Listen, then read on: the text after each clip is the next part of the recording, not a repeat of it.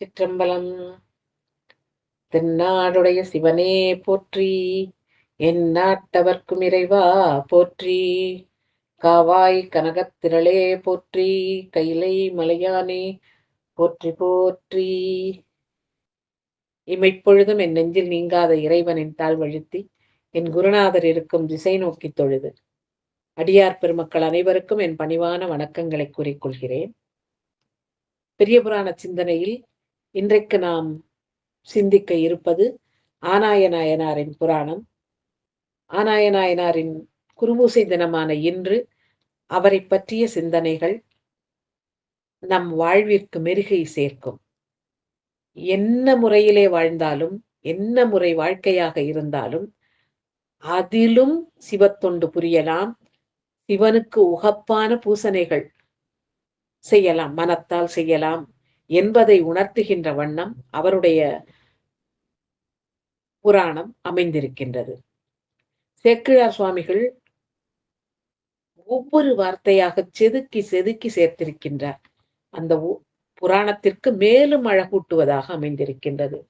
திருத்தொண்ட தொகையிலே ஆனாய நாயனாரை பற்றிய குறிப்பை எப்படி தருகின்றார் என்றால், அலைமலிந்த புனல் மங்கை ஆனாயர்க்கு அடியேன் என்று கூறுகின்றார். அந்த ஒற்றை வரிதான் இங்கே புராணமாக 40 பாடல்களாக மெருகேற்றப்பட்டிருக்கிறது. அலை நிறைந்த நீரோடு ஓடுகின்ற ஆற்றில் பக்கத்திலே மங்கலமாக அமைந்திருக்கின்ற, மங்கை என்பது மங்கலம், திருமங்கலம் என்ற ஊரை, அந்த ஊரிலே தோன்றிய ஆனாய நாயனார், ஊருக்கே சிறப்பு சேர்த்தவர் என்ற அந்த பெருமையை உடைய ஆனாய நாயனாரின் அவருக்கு நான் அடியேன் என்று திருத்தொண்ட தொகையிலே கூறுகின்றார். அந்த திருமங்கலம் என்ற ஊரிலே அவதரித்தவர் ஆனாய நாயனார். ஆயர் என்றால் மாடு மேய்க்கின்றவர், ஆண் ஆயர். எனவே இவருடைய இயற்பெயர் நமக்கு தெரியாது. இவர் செய்த தொழிலை வைத்து இவருக்கு பெயரிட்டு அழைக்கின்றார் சேக்கிழார் சுவாமிகள். இவர் பிறந்த நாட்டை பற்றிய குறிப்பை கூற வருகின்ற பொழுதே மொத்த புராணத்தின் அமைப்பு எப்படி இருக்கும், அந்த உட்குறிப்பு என்ன என்பதை சேக்கிழார் சுவாமிகள் நமக்கு விளக்கமாக கூறிவிடுகின்றார். இந்த பாட்டை வாசித்த உடனேயே உங்களுக்கு புரிந்துவிடும். மாடு விரை பொலி சோலையின் வான்மதி வந்தேற, சூடு பரப்பிய பண்ணை வரம்பு சுரும்பேற, ஈடு பெருக்கிய போர்களின் மேகம் இழைத்தேற, நீடு வளர்த்தது மேன் மழநாடெனும் நீர்நாடு. நீர்நாடுன்னே பேரு. இங்க முதல்வ திருத்தொண்ட தொகையில சொன்னார் இல்லையா, புனல் மங்கை அப்படின்னு. அதனால நீர்நாடு. அவ்வளவு நீர்வளம் மிகுந்த நாடாக அது இருந்திருக்கிறது. நிறைந்த வயல் வளம் மிகுந்த நாடு.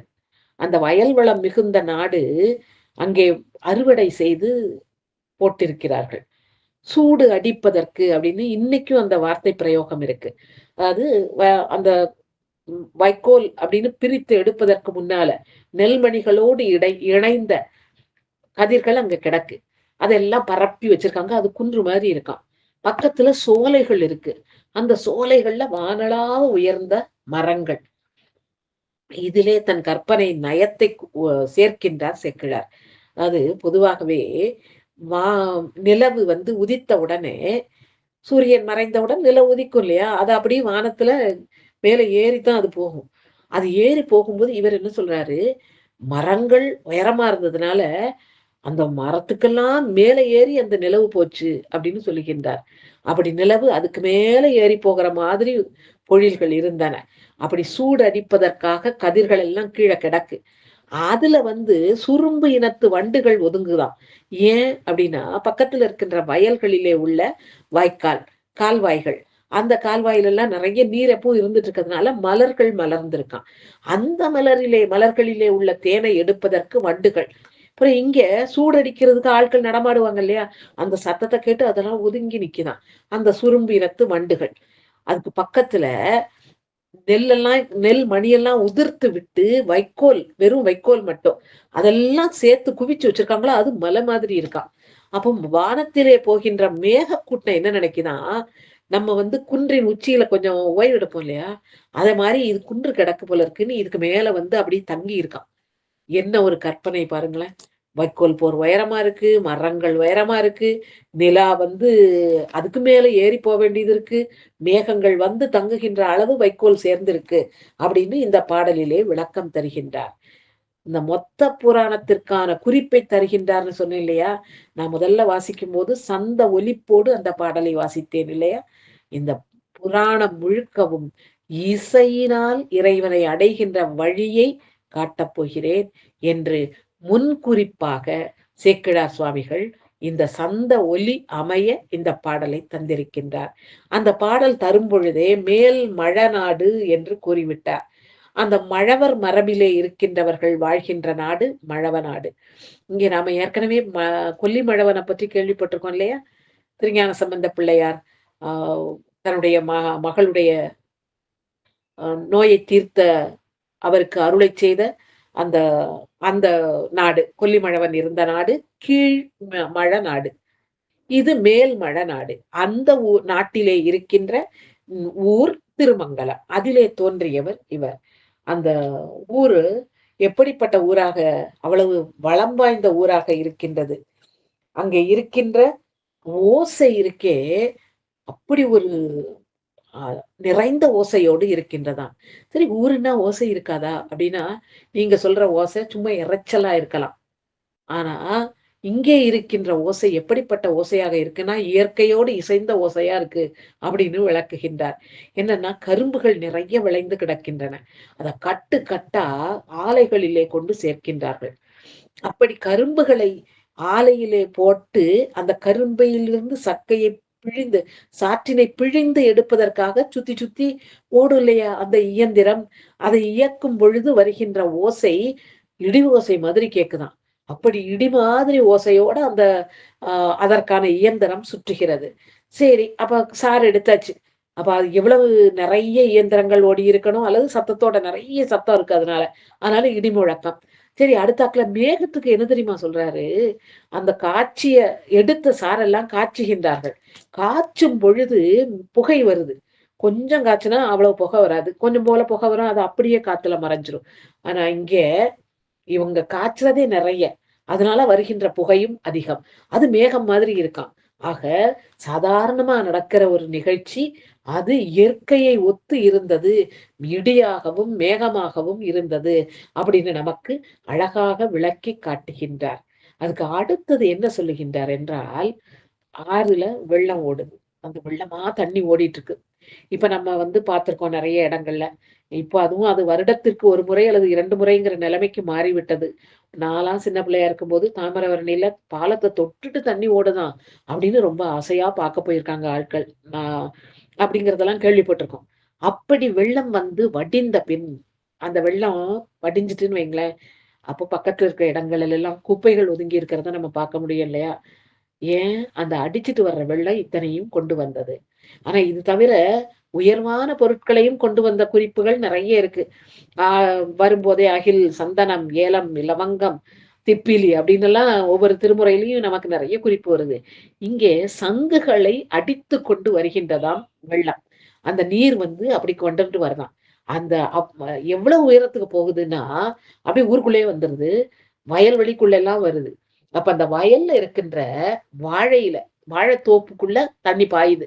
வாழைத்தோப்பு அப்படியே பாயும்போது அதுல மிதந்து வர்ற சங்குகள் அப்படியே வாழை மரத்துக்கு மேல ஏறிடலாம். அந்த வாழை மரத்துக்கு மேல ஏறின உடனே அதுக்கு பக்கத்துல என்ன இருக்காம்? கரும்பு தோட்டம் இருக்காம். கரும்போட தோகை இருக்க கரும்பு தோட்டத்துல கரும்பின் மேலே தோகை இருக்கும் இல்லையா? அந்த வாழை இலையிலிருந்து அந்த கரும்பு தோகை மேல ஏறிருதாம். அந்த கரும்புல இருந்து அப்படியே நடந்து நடந்து நடந்து அந்த சங்குகள் எல்லாம் பக்கத்துல இருக்கிற கமுக மரங்களுக்கு மேல போயிருதாம். கமுகம் பாலை வெடித்து அதுக்குள்ள இருந்து முத்து சிதற மாதிரி சங்குகள் முத்துக்களை உதிர்க்கின்றனவாம். என்ன நினைச்சான் பாலையிலிருந்து எப்படி முத்து வருதுன்னு நினைக்கிற அளவுக்கு இப்படி ஒரு இயற்கை நலம் செழித்திருந்த நாடாக அது இருந்தது என்று நமக்கு விளக்குகின்றார். அங்கே மான் குட்டிகள் முதற்கொண்டு துள்ளி விளையாடின என்று சேக்கிழார் சுவாமிகள் கூறுகின்றார். அப்பேற்பட்ட மேல்மழ நாட்டிலே அந்த நாட்டுக்கே மங்களம் சேர்ப்பதாக அமைந்திருப்பது திருமங்கலம் என்ற ஊர். அதத்தான் புனல் மங்கை என்று குறிப்பிடுகின்றார் திருத்தொண்ட தொகையிலே. அந்த திருமங்கலம் ஊருக்கே பெருமை சேர்த்தவர் யாரு? ஆனாய நாயனார்.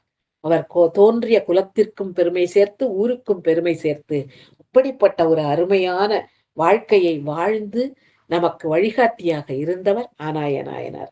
அவர் என்ன செய்தார் அப்படின்னா, ஆயர் குலத்தை விளக்கிட வந்து உதயம் செய்தார். அந்த குலத்தையே விளக்கம் செய்வதற்காக, குலத்திற்கே நல்ல பெயர் வாங்குவதற்காக, வாங்கி தருவதற்காக உதித்தார். தூய சுடர் திருநீரு விரும்பு தொழும்புள்ளார். தன்னுடைய மேனியிலே திருநீர் அணிந்தார். தூய்மையான அந்த திருநீரை அதுக்கு தொண்டு செய்வதற்கே தன்னுடைய வாழ்நாளையே கொடுத்தார். வாழ்நாள் முழுக்க அதற்கு தொண்டு செய்தார். எப்படி தொண்டு செய்தார்? திருநீற்றை அணிந்திருந்தார். சரி, திருநீற்றை அணிவது என்பது நமக்கு ஒரு நல்ல கதியை தருவது. திருநீர் அணிந்தவர்களை பார்ப்பவர்களுக்கும் நல்ல கதி கிடைக்கும் என்பதால் அதுவும் அணிந்து கொள்வதும் ஒரு தொண்டுதான். அதை பார்க்கும் பொழுது அப்படி ஒரு நல்ல ஒரு தூய்மையான தோற்றம் இருக்கின்றதே அப்படிங்கிற எண்ணம் வரும். அடுத்து அதே தூய தோற்றத்தை நாமும் பெறுவோமே அப்படிங்கிற எண்ணம் வரும் இல்லையா பார்ப்பவர்களுக்கும். அப்ப அதுவும் ஒரு தொண்டு தானே.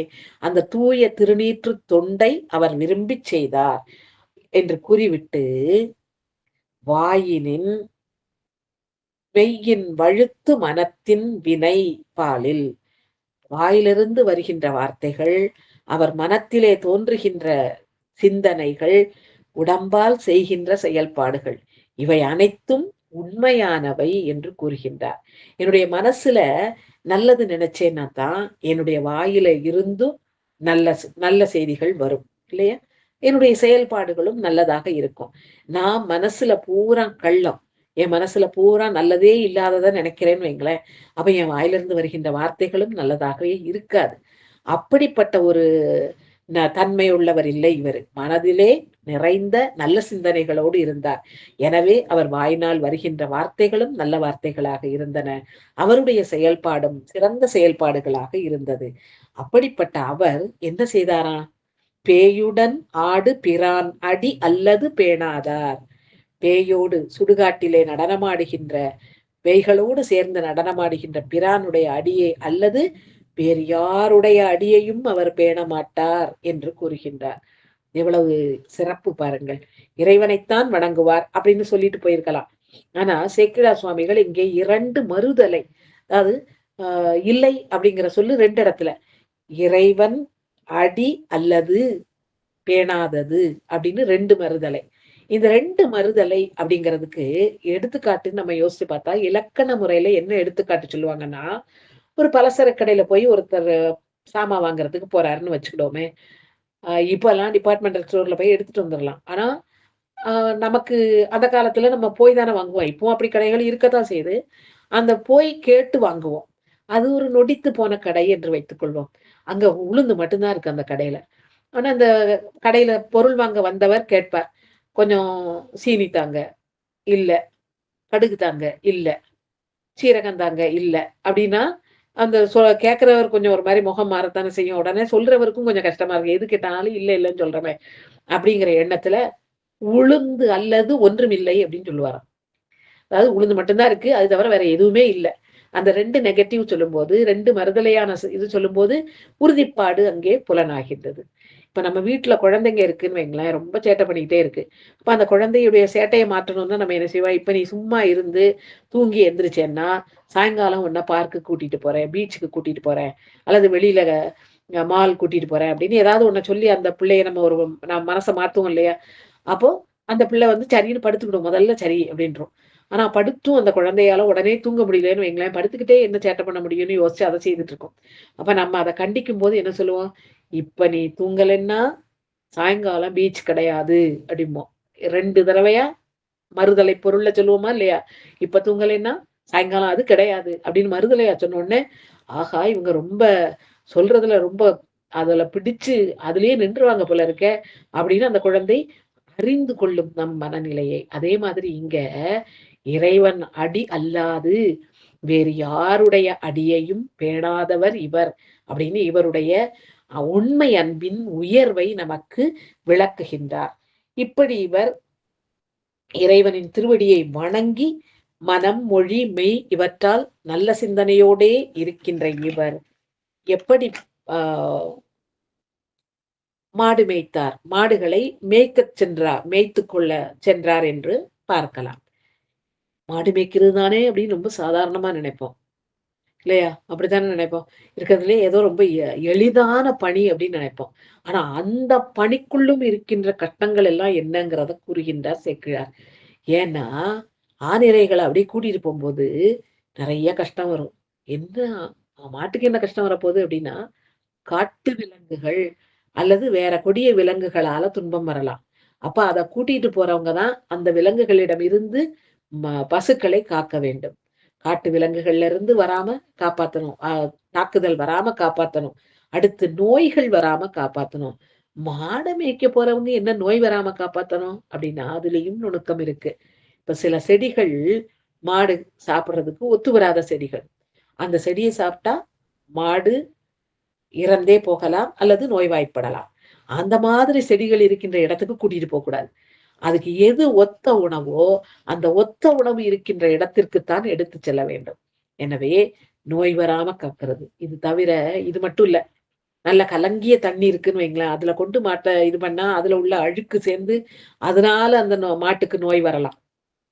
அப்படிப்பட்ட இடங்களுக்கெல்லாம் அழைத்துச் செல்லாமல், அந்த பத்திரமான இடங்கள்ல நல்ல தூய்மையா இருக்கிற இடத்துல கூட்டிட்டு போய் மேய விடுறது. இதுவும் மாடு மேய்ப்பவரின் பணியாக இருக்கின்றது. கடமை. அடுத்து மிருதுவான புல் எங்க இருக்கு அப்படின்னு பார்த்து அந்த இடத்துக்கு கூட்டிட்டு போணும். அப்பதான் அது வேணுங்கிற அளவுக்கு பறிச்சு எடுத்து முதல்ல சாப்பிட்டுட்டு, அப்புறம் படுத்து அசை போடத் தொடங்கும்.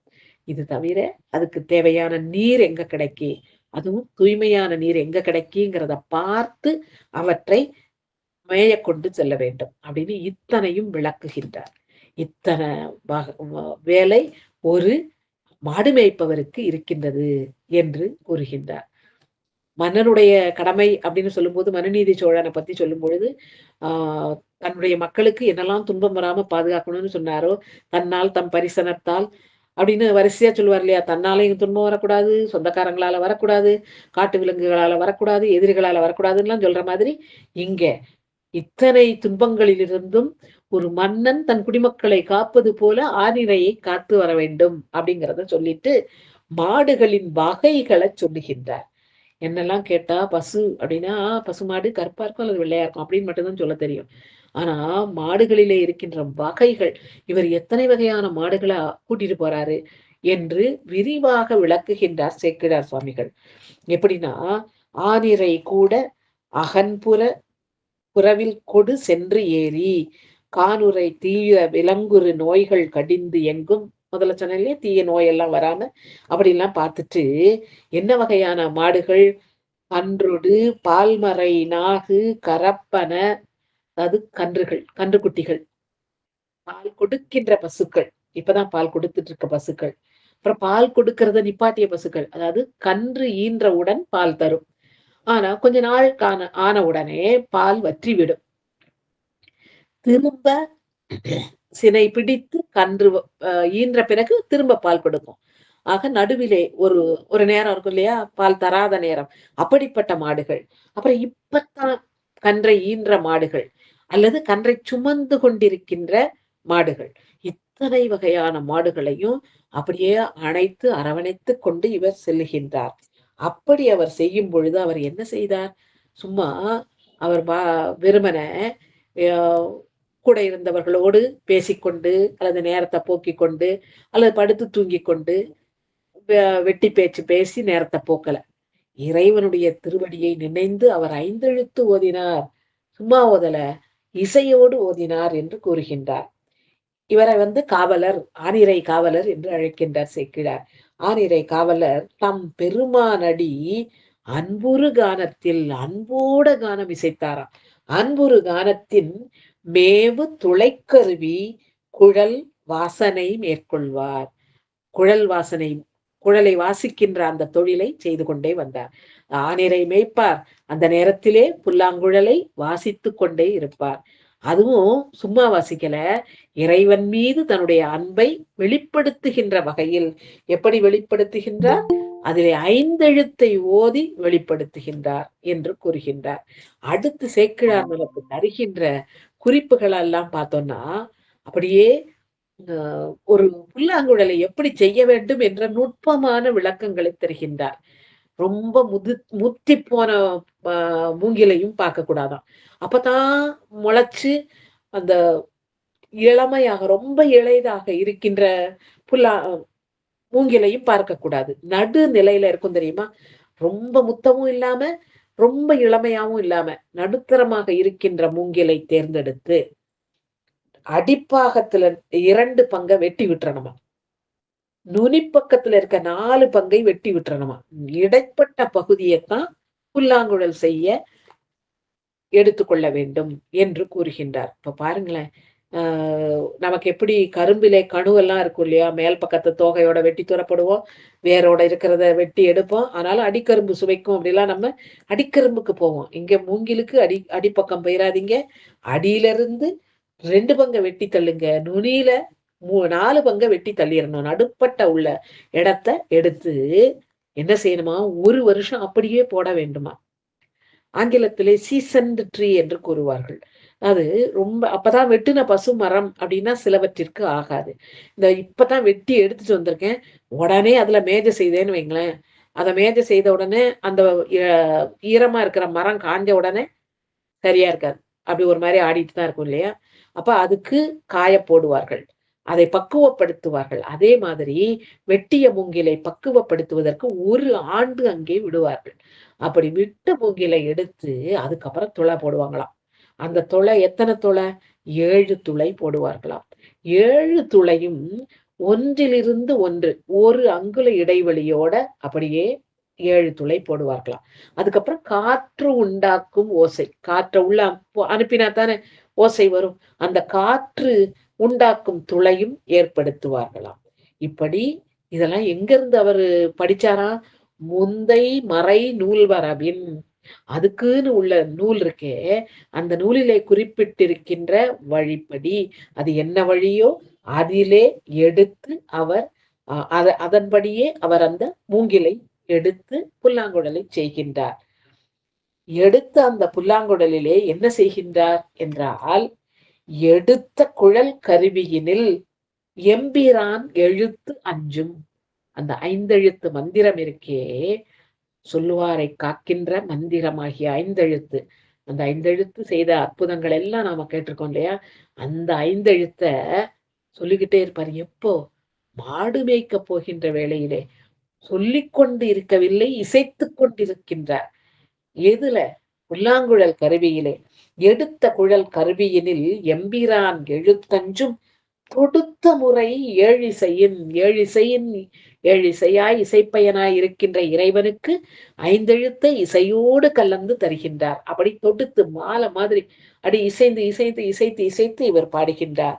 சுருதி பெற வாசித்து தடுத்த சர அசரங்கள் எல்லாம் தங்க வரும் தம் கருணை. அசைகின்றன, அசையாதவை அனைத்தும் இந்த இசையிலே மயங்குகின்ற வண்ணம் இவர் இசை வாசித்துக் கொண்டே இருந்தார். அடுத்த இசை அமுது அளித்து செல்கின்றார். அப்படி அவங்க அத்தனை பேரும் ரசிக்கிற வண்ணம் அமுது மாதிரி இசையை அளித்துக் கொண்டே செல்கின்றார்.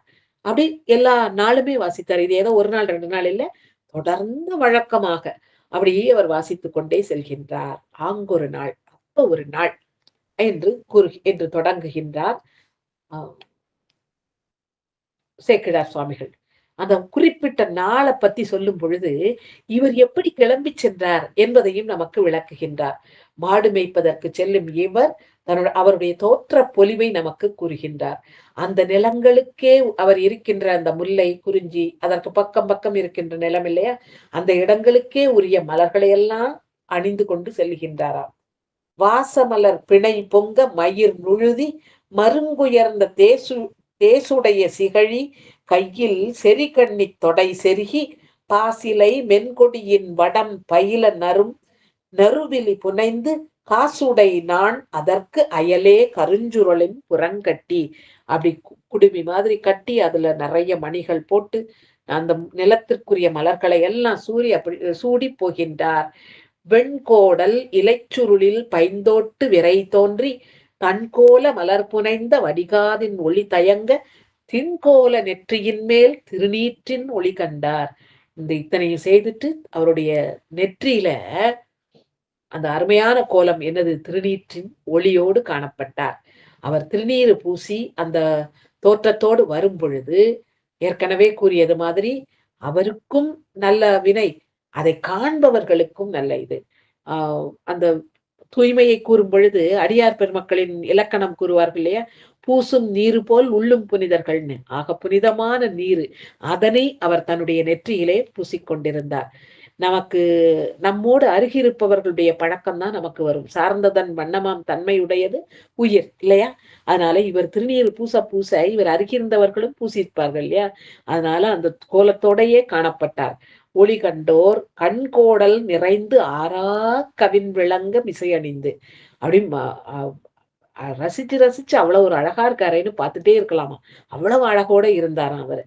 அப்படி அவர் இருக்கும் பொழுது அங்கிருந்து கிளம்பி அத்தனை மாலைகள், பூ மாலைகள் எல்லாம் இது பண்ணி பூம்பட்டு மர உரி பூம்பட்டு எல்லாம் அணிந்து கிளம்புகின்றார். அவர் கையில என்ன கொண்டு போகின்றார் அப்படின்னா, கையில வெண்கோல். வெண்கோல் எதுக்கு? மாடு மாடுகளை மேய்க்கும் பொழுது கையிலே கோல் வைத்திருப்பார்கள் இல்லையா? அதற்கு வெண்கோல். பிறகு நடக்கின்ற இடமெல்லாம் ரொம்ப கல்லு முள்ளாவும் கரடு முரடாவும் இருக்கும். அதிலிருந்து இவர் தாளை பாதுகாப்பதற்கு தோலால் செய்த செருப்பு. இந்த 2 செருப்பை அணிந்து கையிலே கோலோடு போகின்றார். இது பொதுவா எல்லா மாடு மேய்க்கின்றவர்களும் போவது. இவற்றோடு சேர்ந்து கையிலே புல்லாங்குழலையும் எடுத்துக்கொண்டு செல்கின்றார். சேவடியில் தொடு தோலும், தோலால் செய்யப்பட்ட செருப்பும், செங்கையினில் வெண்கோலும், கையிலே வெண்கோலை கொண்டிருக்கின்றார். மேவும் இசை வேய்ங்குழலின் மிக விளங்கும் வினை செய்யும் காவல் புரி வல்லாயர் கன்றுடை ஆண் நிறை சூழ பூவலர் தார் கோவலனார் நிறை காக்க புறம்போந்தார். ஊரை விட்டு புறமாக சென்றார். அவர் கூட ஆனிரை முன்னால போகுது. இவர் அருகே மற்ற கோவலர்கள், மற்ற ஆயர்கள் எல்லாம் இவரோடு சேர்ந்து இணைந்து நடக்கின்றார்கள். அப்படி ஊருக்கு வெளியிலே செல்லுகின்றார்.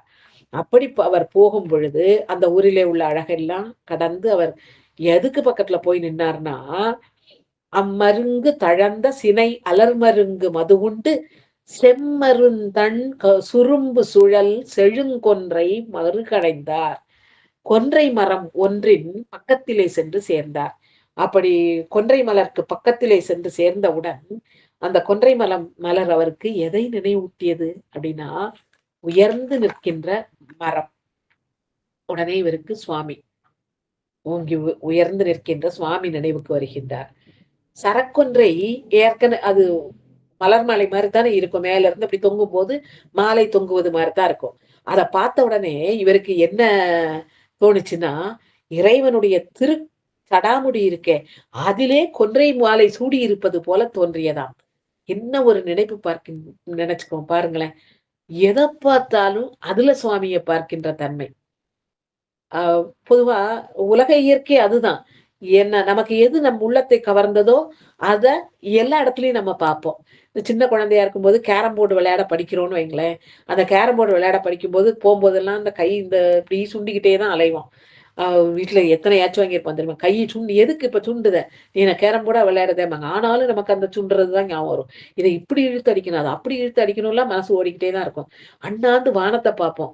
3 நட்சத்திரம் அப்படி ஒத்த கோடல் தெரியும். அப்போ உடனே இந்த இதை அப்படி அடிச்சா இது அதை அடிக்கும், அது அப்படியே நேரில் போய் பாக்கெட்ல விடும். இப்படிலாம் நினைப்போம் இல்லையா?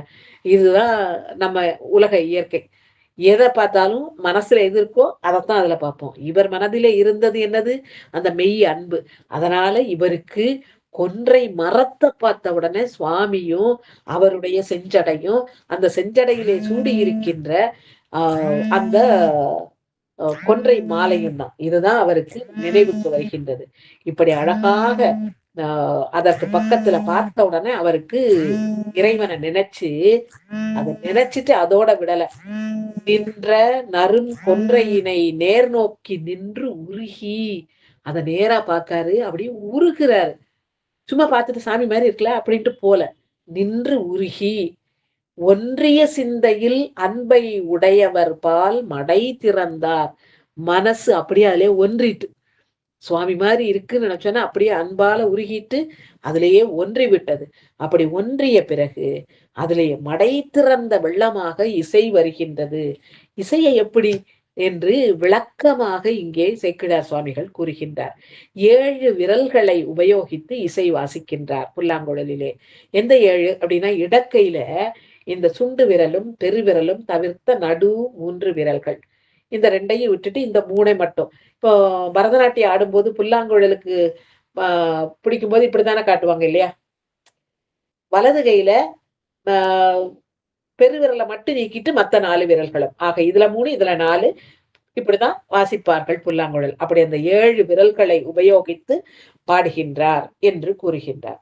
அந்த விரல் வந்து எப்படி அந்த துளை மேல அமருது அப்படிங்கிறதுக்கு ஒரு அழகான உவமை கூறுகின்றார் சேக்கிழார் சுவாமிகள். என்ன அப்படின்னா, பூ மேல வண்டு வந்து அமர்ந்து தேனெடுக்க வரும் இல்லையா? அப்படி பூவா பொன்னா வந்து பூக்கு வலிக்குமோன்னு உட்காரும் இல்லையா? அத மாதிரி ஒத்தி ஒத்தி எடுத்தாராம் விரல வச்சு. இசைப்பதற்காக. அப்படி ஒற்றி ஒற்றி எடுத்து இசை அருமையாக பாடினாராம். என்னெல்லாம் பாடினார்? சாதாரணமா இசைன்னு நீங்க நினைக்காதீங்க. குறிஞ்சிப்பண் அதிலே அமைந்த பாடல். பாடல்னா வேற எதுவும் இல்ல. 5 எழுத்தத்தான் அங்கவும் ஓதுறாரு. 5 எழுத்தை ஓதுகின்றார். குறிஞ்சி பண்ணிலே 5 எழுத்தை ஓதுகின்றார். அடுத்து முல்லை பண்ணிலே 5 எழுத்தை ஓதுகின்றார். அடுத்து பாலை யாழ் இருக்கே, அதுக்கு உகந்ததாக இருக்கின்ற பண்ணிலே இங்கே புல்லாங்குழலிலே 5 எழுத்தை ஓதுகின்றார். அப்புறம் அந்த சுரத்தானங்கள்னு சொல்லுவாங்க. மேல போறது, நடுவுல நிக்கிறது, கீழ இறங்கி பாடுறது அப்படின்னு. அந்த சுரத்தானங்களாகிய மந்தரம், மத்திமம், தாரம் அப்படின்னு அத்தனையிலையும் மேல போய் கீழ இறங்கி அப்படிலாம் பாடுகின்றார். அதிலே ஓசை குறிப்புகள் வருகின்றன. அந்த ஓசையை எப்படி விளக்குகின்றார் அப்படின்னா, படுத்தல் ஓசை, நலிதல் ஓசை, அப்படி உயர்வா இருந்து அப்படி நலிந்து போது, எடுத்தல் ஓசை மேல போறது அப்படின்னு இத்தனை ஓசைகளோடு அந்த இசை இருந்ததாம். அதிலே வருகின்ற எழுத்துக்கள் எல்லாம் என்னன்னா, பெருவண்ணம், இடைவண்ணம், வனப்பு வண்ணம் அப்படின்னு கூறுகின்றார். விளக்கம் தருகின்றார். பெருவண்ணம் என்பது நெட்டெழுத்துக்களால் ஆன இசை மாதிரி இருக்கும். அதிலே 5 எழுத்தின் பெருமையை அழைத்து கூறுகின்றார். இடைவண்ணம் என்பது இடைப்பட்ட எழுத்துக்கள். அடுத்து வனப்பு வண்ணம் என்பது எழுத்துக்கள் ஒன்றோடொன்று இணைந்து இசைந்து வருகின்ற வண்ணம். அந்த பாடல் எல்லாம் அப்படியே பாடிக்கொண்டே வருகின்றார். இசைத்துக் கொண்டே வருகின்றார். மாடு அதாவது எதையாவது கவனிக்குமா? ஆனா இங்க மாடுகள் என்னாச்சுன்னா, புல்லு மேயறத நிப்பாட்டிட்டு இவருடைய வாசிப்பை கேட்க வருகின்றன. தெய்வீக இசை இல்லையா? 5 எழுத்தெல்லாம் வாசிக்கிறாரு. சாதாரண இசையா அது? மாடுகள் புல் மேய மறந்து அங்க வந்து நிற்கின்றன. அந்த கன்றுகள் எல்லாம் வந்துட்டு. அப்புறம் ஆ மற்ற ஆநிரை மேய்க்கின்ற ஆயர்கள் எல்லாரும் வந்து தன்னை மறந்த நிலையில இவருடைய இசையை கேட்டுக்கொண்டிருக்கிறார்கள். இங்க பக்கத்துல இருந்தவங்க மட்டும்தான் வந்தாங்களா என்றால் இல்லை. யார் வந்தா? நாகலோகத்திலே இருக்கின்ற நாககன்னியர் அந்த மகளிர் எல்லாம் ஓடி வராங்களாம். இப்படி ஒரு தெய்வீக இசையா அப்படின்னு கேட்டு இங்கே வருகின்றார்கள். அடுத்து தேவலோக மகளிர் இருக்கின்றார்களே அவங்க கூட வந்துட்டாங்களாம். அவங்க அங்க உட்கார்ந்து என்ன செய்தாங்களாம்? அவங்க கிளிக்கெல்லாம் சாப்பாடு குடுத்துட்டு இருக்காங்க. இசைய கேட்ட உடனே இந்த இசை அப்படின்னு இசையை பிடித்துக்கொண்டே இங்க வந்துட்டாங்களாம். எப்படி வந்தாங்களாம்? புஷ்பக விமானத்துல ஏறி வானூர்தியில ஏறி இங்க வந்து இறங்கிட்டாங்களாம். இந்த இப்படி ஒரு அருமையான இசை அப்படின்னு கேட்டு அவங்க வந்து நிக்கிறாங்க. அவங்களோட பிள்ளையும் வந்துருக்கும் இல்லையா? அதுவும் வந்து நிக்குது. இது மட்டுமா? விஞ்சையர், கிண்ணரர், மற்ற தேவர்கள் எல்லாரும் வராங்களாம். அதுலயும் இந்த கிண்ணரர் இருக்காங்களே, அவங்க இசை விற்பன்னர்கள் என்று கூறுவார்கள். அந்த இசை விற்பனர்களே இவர் இசையை கேட்டு மயங்கி வந்து விட்டார்களாம். இப்படி அத்தனை பேரு இங்க வந்து இருக்காங்க. சரி, இவர்கள் மட்டும்தான் நிக்கிறாங்களா அப்படின்னு கேட்டா இல்லைங்க. இன்னும் இதுக்கு மேலயும் நம்ம சொல்லிட்டே போலாம். என்ன சொல்லலாம் அப்படின்னா, உலகத்துல எத்தனையோ உயிர்கள் பிற உயிர்களை கஷ்டப்படுத்தும் இல்லையா? அந்த அந்த உயிர்கள் துன்புறும்படி செயல்படும். அப்போ அங்க 2 வகையான உயிர்கள் ஆயிருது. ஒண்ணு வந்து அவங்கள நலிவடைய செய்கின்ற பிரிவு, இன்னொரு பிரிவு நலிவுறுகின்ற பிரிவு. நலிவடைய செய்கின்ற பிரிவு வந்து எப்படிப்பட்டது? கொடுமை மிகுந்ததாக இருக்கும். யார எப்ப கஷ்டப்படுத்தலாம், யார் சிக்குவா அப்படிங்கிறது பார்க்கக்கூடியது. அந்த நலிவடைகின்ற கூட்டம் இருக்கே, அந்த கொடுமைப்படுத்துறவங்க கிட்ட அந்த அதெல்லாம் பட்டுக்கிட்டே இருக்கிறவங்க, ஐயோ! திரும்பவும் வந்துரக்கூடாதே, வேற யாரும் வந்துரக்கூடாதே, இன்னைக்கு என்ன பாடுபடுத்த போறாங்களோ, இன்னென்ன கஷ்டம் வரப்போதோ, அப்படிங்கிற ஒரு பயம் இருக்கும். அந்த 2யும் மறந்து 2 பேரும் வந்து நின்னாங்களாம். அதாவது கொடுமைப்படுத்தக்கூடியவங்க, கொடுமைப்படுத்தணுங்கிற செயல கூட மறந்துட்டாங்களாம். பட்டு அப்படி நலிவுற்று போய், வலிமையற்று போய் இருக்கின்றவர்கள், நமக்கு இப்படிலாம் கொடுமை நடக்குதே அப்படிங்கிற பொதுவா நமக்கு ஒரு கஷ்டம் வந்ததுன்னா, அந்த கஷ்டம் தான் நம்ம மனசுல எப்பவும் ஓடிக்கிட்டே இருக்கும் இல்லையா? அன்னைக்கு இப்படி சொல்ட்டாங்க, இன்னைக்கு இப்படி சொல்ட்டாங்க, அப்ப இன்னும் திருப்பி வருவாங்களா? அப்படின்னு அதுதான் ஓடிட்டு இருக்கும். அத கூட மறந்து வந்தாங்களாம். எப்படி வந்தார்களாம்? நலிவாரும், மெலிவாரும் உணர்வு ஒன்றாய். அவங்களுக்கு உணர்வு ஒன்றாயிட்டு.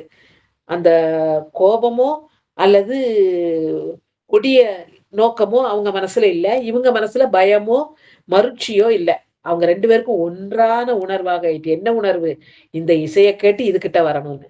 நலிவாரும், மெலிவாரும் உணர்வொன்றாய் நயத்தலினால் இது அதுக்கப்புறம் இது மனுஷங்களுக்கு இன்னொன்னு என்ன நயம் சொல்லுகின்றார் என்றால், மயில் நாகத்தைக் கண்டால், பாம்பைக் கண்டால் கோத்தி கொன்னுரும் இல்லையா? அப்போ பாம்பு மயில கண்டா பயந்து ஓடும். ஆனா இங்க மயில் வந்து நின்னு இசைய கேக்கு, பாம்பு இசையில மயங்கி சுருண்டு எங்க படுத்திருக்கான்? மயில் மேல படுத்திருக்கான். மயில் அப்ப எப்படி பயம் போயிட்டு, அதுக்கு இத கொடுமைப்படுத்தணுங்கிற எண்ணம் போயிட்டு. அடுத்து பெரிய யானை, சிங்கம், புலி, பக்கத்துல மாடு, ஆடு. புலி, சிங்கம்லாம் பார்த்தா ஆடு, மாடு நிக்குமா? ஓடத்தானே செய்யும். ஆனா இங்க எல்லாரும் தங்களுடைய இயற்கையான குணங்களை மறந்து, அப்படியே இசையிலே மூழ்கி நின்றார்கள்.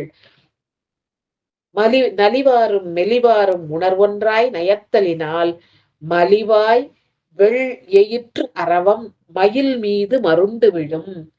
சலியாத நிலை அறியும் சிங்கம். தடம் கரியும் யானை. உடன் சாரும் புலிவாயின் மருங்கனையும் புல்வாயும் என்று இத்தனையும் தன்னிலை மறந்து இங்கே வந்து நின்று இசையை கேட்டுக்கொண்டு இருந்தன. சரி, இவையெல்லாம் உயிருள்ளவை. தேவ மகளிர், நாகலோகத்து மகளிர், மற்ற ஆயர்கள், அப்புறம் இவர் மேய்க்கின்ற மாடுகள்னு அத்தனையும் உயிர் உள்ளவை. அதுக்கு காது கேட்கும், ஒலி கேட்கும் இல்லையா? உயிரற்றவை என்று நாம் நினைக்கின்றவை கூட சத்தம் இல்லாம இருந்தது. உயிரற்றவை எப்படி சத்தம் இல்லாம இருக்கும் அப்படின்னா, உலகத்துல மற்ற இயற்கை பொருள் உயிரற்றவை முதல்ல எப்படி சத்தம் குடுக்கும் அப்படின்னு நினைப்போம் இல்லையா? அருவி சத்தம் குடுக்கும் இல்லையா? இங்க அருவி கூட சத்தம் இல்லாம விழுந்ததாம். காட்டு ஆறு. காட்டாறு வந்து எப்படி சல சல சல சலன்னு ஓடும் இல்லையா? காட்டாற்று வெள்ளம் வந்து திடீர் திடீர்னு வரக்கூடியது. அப்ப எவ்வளவு சத்தத்தோட ஓடும். காட்டாறு கூட சத்தம் இல்லாம ஓடுச்சாம். அது காணாதுன்னு 7 கடல் உலகத்த சுத்தி இருக்கு இல்லையா? 7 கடல்லயும் உள்ள அலைகள் சத்தமே இல்லாம இருந்ததாம். அந்த 7 கடல்ல உள்ள அலைகள் சத்தமில்லாம, அலை கூட சத்தமில்லாம இருந்தது என்று கூறுகின்றார்.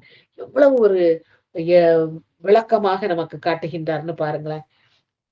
அத்தனையும் அங்கே அ சத்தமில்லாமல் நின்றன.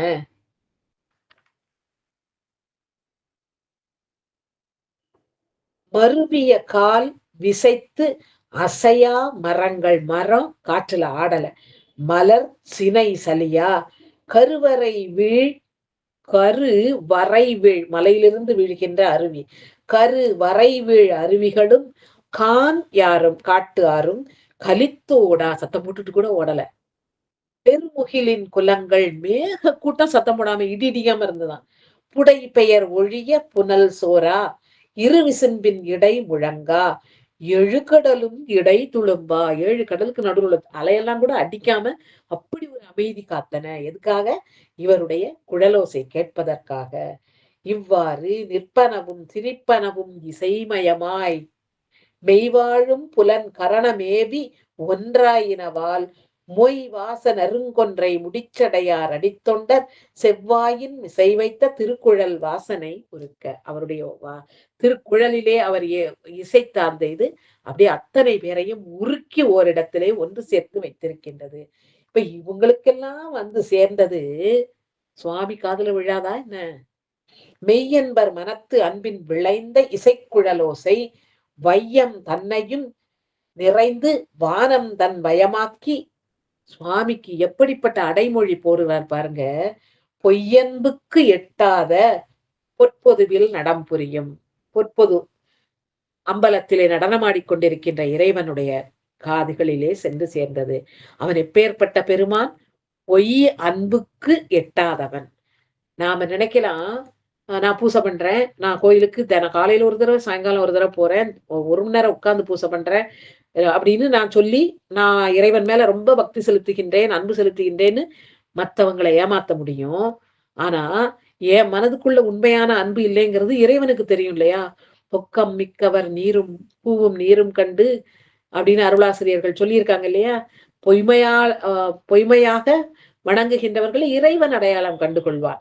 அப்பேற்பட்டவர்களுடைய அன்புக்கு அவனை எட்டிப் பிடிக்கின்ற தன்மை கிடையாது. அப்ப பொய்யன்புக்கு எட்டிப் பிடிக்கின்ற தன்மை கிடையாதுங்கும்போது என்ன உணர்த்துகின்றார்? மெய்யான அன்பு அவனை எட்டிப் பிடிக்க உதவும் அப்படின்னு சொல்லுகின்றார். பொய்யன்புக்கு எட்டாத பொற்பொதுவில் நடனமாடும் இறைவனுடைய திருச்செவியிலும் அது சென்று சேர்கின்றது என்று கூறிவிட்டு என்ன சொல்றாருன்னா, இறைவன் அங்கிருந்து கிளம்பி வந்துட்டானாம். அங்கிருந்து கிளம்பி இங்க வந்து எதனால? அவன் இசை விரும்பும் கூத்தன் என்று கூறுகின்றார். இறைவன் இசையினை விரும்பி கேட்கின்றவன். ஏழிசையாய் இசைப்பயனாய் இருப்பவன் இறைவன். 7 இசையாகவும் இசைப்பயனாகவும் ஓசை ஒலியலாமாகவும் இருப்பவன் இறைவன். அப்பேற்பட்ட இறைவன் இது நமக்கு இன்னொரு இடத்துலயும் நமக்கு ஒரு எடுத்துக்காட்டு இருக்கு இல்லையா? ராவணன் மலையை எடுத்தவுடன் சுவாமி தன்னுடைய பெருவிரலால் ஊன்றி அவனுடைய 10 தலையும் தோள்களும் இற்று போகும்படி பெருவிரலால் அடர்த்தார். அப்ப அதிலிருந்து மீண்டு தன்முனைப்பினால் அவன் அப்படி செய்ததுனால அந்த தன்முனைப்பை மறந்து தன்னுடைய தவறை உணர்ந்து இறைவனை வணங்குகின்றான். அப்ப இசையால் வணங்குவதற்கு முயல்கின்றான். அந்த இசையின் மூலம் இறைவனை சென்று சேர்கின்றான். அப்படி இசைக்கு மயங்குகின்ற இறைவன் இந்த இசையை கேட்டும் நேராக வருகின்றார். இப்ப என்ன செய்யறாரு? அங்கிருந்து கிளம்பி வர. இங்க ஏற்கனவே ஒரு பெரிய கூட்டம் இருக்கு. தேவ மகளிர் இருக்காங்க, நாகலோகத்து மகளிர் இருக்காங்க, ஆயர்கள் இருக்காங்க, அவர் மேய்க்கின்ற ஆநிரை இருக்கு. காணுங்கான அதுக்கு மலையிலிருந்து வந்த சுத்தி இருக்கின்ற மிருக கூட்டங்கள் எல்லாம் வந்திருக்கு. சிங்கம் இருக்கு, புலி இருக்கு, ஆடு இருக்கு, மாடு இருக்கு, மயில் இருக்கு, அது மேல பாம்பு இருக்கு. ஏற்கனவே மான் எல்லாம் துள்ளுச்சுனாங்க, அப்ப அதுவும் வந்திருக்கும். தேவ மகளிர், நாக மகளிர், விஞ்சையர், கிண்ணறர் அத்தனை பேர் நிக்கிறாங்க. சுவாமி ஒரு கூட்டத்தை கூட்டிட்டு இங்க வராரு. முன்னின்ற மழவிடை மேல் முதல்வனார் எப்பொழுதும் சென்னின்ற மணப்பெரியோர் திருக்குழல் வாசனை கேட்க இந்நிறை நிலையே நம்பால் அணைவாய் அப்படின்னு கூப்பிடுறார்.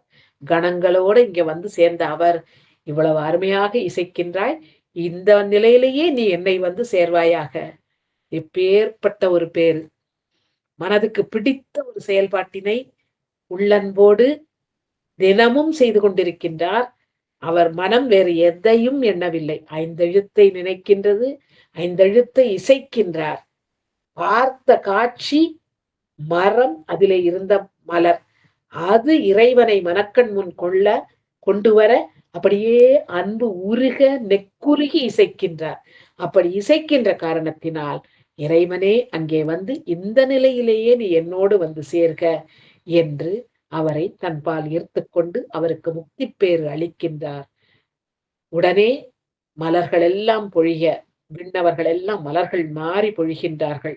முனிவர்கள் எல்லாம் வேதங்கள் ஓதி இவரை வாழ்த்துகின்றார்கள் என்று இவருடைய முக்தி பேற்றினை இங்கே நமக்கு விளக்குகின்றார். இதே நாளிலே அந்த காலத்திலே நடந்தது. இந்த முக்தி பேற்றினை நினைக்கின்ற பொழுது ஆனாய நாயனாரின் புராணம் நமக்கு உணர்த்துகின்ற செயலாக, உணர்த்துகின்ற கருத்துக்களாக என்ன என்று பார்த்தோம் என்றால், எந்த தொழிலை செய்தாலும் பொதுவாக மாடு மேய்த்தல் என்பது ஒரு ஏதோ ஒரு இருக்கிறதுலயே ரொம்ப தாழ்வான ஒரு பணி அப்படின்னு நினைப்போம். ஆனா அந்த பணிக்கும் எத்தனை தேவைங்கிறத சேக்கிழார் உணர்த்தி கொண்டே சென்றிருக்கின்றார். அப்படிப்பட்ட ஒரு பணி அதிலே இருந்தாலும் கூட, எந்நிலையில் நின்றாலும், எக்கோலம் கொண்டாலும், இல்லறத்திலே இருந்தாலும் சரி, தனியாக வாழ்ந்தாலும் சரி, இளைஞராக இருந்தாலும் சரி, முதுமை அடைந்தாலும் சரி, நடு வயதினராக இருந்தாலும் சரி, துறவறம் மேற்கொண்டிருந்தாலும் சரி, எந்த நிலையில் நின்றாரும் மனத்தில் உண்மையான அன்போடு இறைவனை நினைக்க வேண்டும். ஏன்னா பொய்யன்புக்கு எட்டாதவன் அவன் அப்படிங்கிறத ஆனாய நாயனார் புராணம் நமக்கு உணர்த்துகின்றது. எந்த நிலையில இருந்தாலும் ஒரு அதிலே 5 எழுத்தை மறவாமல், திருநீர் அணிகின்றதை மறவாமல், திருநீற்று உடைய தொண்டினை செய்ய மறவாமல் அதை என்றைக்கும் உரைப்போடு கொண்டிருந்தால், இவர் மாடு மேய்க்கத்தான் போறேன் அப்படின்னு போறாரு. ஆனா திருநீறு பூச மறக்கல. பூசிக்கொண்டேதான் சென்றார். ஆக தானும் நல்வழி நின்று அடுத்தவருக்கும் நல்வழி காட்டுகின்ற செயலை செய்தார். ஆக ஒரு திருநீறு பூசுவதன் மூலம், நெற்றி நிறைய நீரணிவதன் மூலம் நமக்கும் புண்ணியம் தேடிக்கொள்ளலாம், பார்க்கின்றவர்களுக்கும் ஒரு நல்ல வழிகாட்டியாக நாம் இருக்கலாம். அந்த திருநீற்றின் வழியிலே நிற்பது, திருநீர் பூசி இருக்கும் பொழுது அது நமக்கு காப்பாக இருக்கின்றது இல்லையா? நமக்கு காவலாக இருப்பது எது? இந்த திருநீரும் ஐந்தெழுத்தும் தான். அந்த ஐந்தெழுத்தையும் ஓதிக்கொண்டே இருக்கின்றார். அவர் வாயினால் சொல்லுவதை விட இசையிலே அமைத்து ஓதினார். இறைவன் இசைக்கு அடிமையானவன். அந்த இசையின் தாக்கத்தினால் அங்கே கையிலே இருந்து இங்கே இவர் இருக்கின்ற இடம் தேடி வந்து இவருக்கு அருளுகின்றார். எனவே எந்த இடத்திலே இருந்தாலும் தன்னுடைய பழக்கங்கள், திருநீற்றை மறவாத நிலை அப்படிங்கிறத கைக்கொள்ள வேண்டும். தொண்டர்களுக்கு எடுத்துக்காட்டாக விளங்குகின்ற வண்ணம் ஐந்தெழுத்தை ஓதிக்கொண்டே இருக்க வேண்டும். இதுதான் வாழ்க்கை, என்னால இதுல என்னத்தை செய்ய முடியும்னு யோசிக்க கூடாது. இந்த வாழ்க்கை முறையிலே எந்த வகையிலே நான் இறைவனை வணங்கலாம் அப்படிங்கிறத யோசித்திருந்தால் நமக்கு உய்வு நிச்சயம். அது தவிர எங்கே எதை பார்த்தாலும் அதனை இறைவனோடு ஒத்து நோக்குகின்ற தன்மை ஆனாயரிடம் இருந்தது இல்லையா? ஆனாய நாயனாரிடம் கொன்றை மரத்தைத்தான் பார்த்தால் உடனே சிவபெருமானை நினைத்தார். கொன்றை மலர் சூடிய சுருள் சடையுடைய சிவபெருமான் என்று எண்ணியவுடன் மனம் உருகினார். அந்த உருக்கம் நமக்கு தேவை. கல் மனம் கரைய வேண்டும். அந்த நினைத்து பார்க்க வேண்டும், நினைத்தவுடன் உருக வேண்டும், ஐந்தெழுத்தை ஓத வேண்டும், நீர் அணிய வேண்டும் என்று இத்தனை எடுத்துக்காட்டுகளை நமக்கு தருகின்ற இந்த ஆனாயர் நாயனார் புராணம் நமக்கு ஒரு நல்ல வழிகாட்டியாக இருக்கின்றது என்று கூறி நிறைவு செய்கின்றேன். ஆதி வாழிய அஞ்செழுத்தோடு வெண்பூதி வாழிய, புண்ணியர் வாழிய, நீதி வாழிய, நீள் கோதில் சைவ குலமிக வாழிய. திருச்சிற்றம்பலம்.